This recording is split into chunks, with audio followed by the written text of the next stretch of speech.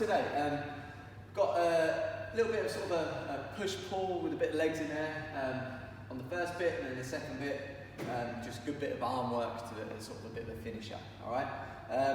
So to warm up for that, some of you, if you struggle with your squat positions and things, and probably from sitting down quite a lot, you may need to warm up your squat a little bit before jumping into even the warm-up, so do like a pre-warm-up warm-up. So you know, like throw some air squats in there, maybe some weighted squats, anything that you find works for you to get into a good bottom position, all right? With that being said, for the warm-up, the behind the neck squat press will be with some sort of band, hopefully if you've got one. If not, like a broom or a towel would work just as well, but be a lot harder, all right?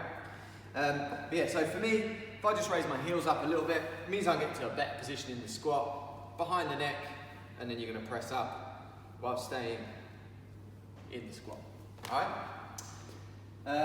Yeah, if you really struggle with that, then you could always maybe sit on something and do the presses from there, okay? Just make sure that if you are sitting on something, there is some weight on your feet and you're not just sitting bolt upright. It doesn't really relate to your squat, all right? So try and get some weight on your feet even though you're sitting down, and then do the press, okay? Cool. The band of good mornings, depending on how thick the band is that you've got. For me, this is quite a thin band, so I'm going to double up by putting it under each foot like that. Right, if you've got a thick band, you're not going to be able to do that. I'll show you in a minute. And basically from there, you do your normal good mornings, yeah, so stick your ass out, keep your chest up, so you feel it in your hamstrings. I like that, yeah. If you've got a thicker band, you're going to want to stand in it like this, right? This wouldn't do anything, obviously, with this thin band, but that would be the position you got in if it was a thick band. All right? Cool. So, in terms of the workouts, a couple of options. So, if you're able to do a single arm overhead squat, then by all means do that, right? I think even with my heels raised, it's a very challenging movement, right? It depends on what weight you've got as well.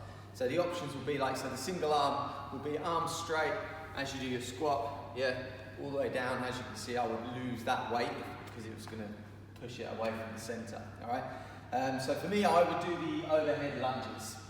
All right, so exactly the same thing.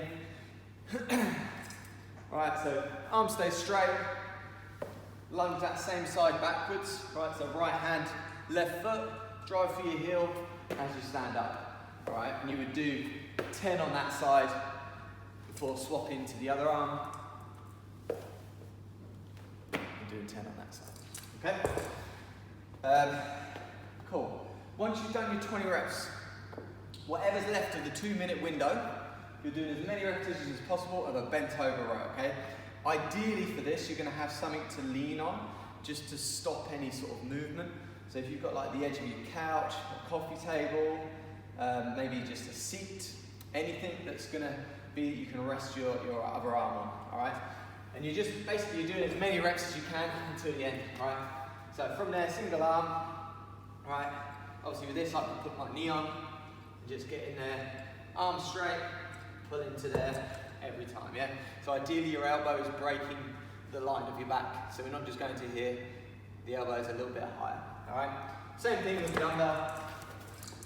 Yes, from there, along the arm straight, bosh, go in there, get into that, all right? Try and keep your shoulders square, all right? And just swap as much as you need to, side to side, yeah?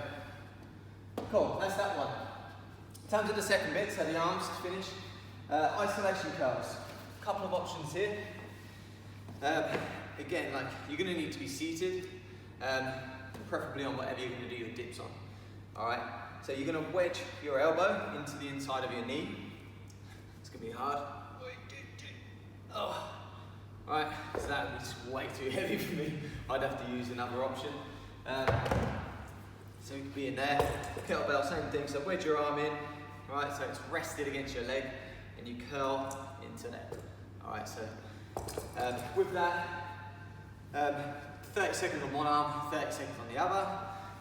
You could always do bands. Right, so again, you stand on the band, yeah, same thing, curl into there, 30 seconds on that side, 30 seconds on that side, and then for the tricep dips, That would be off of there, nice and low, and coming up, right? Keep your ass close to the bench as you do that. We don't want the bum to come away and the weight to come onto your feet.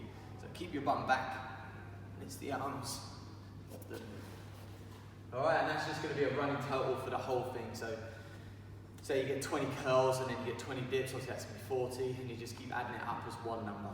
All right? Cool.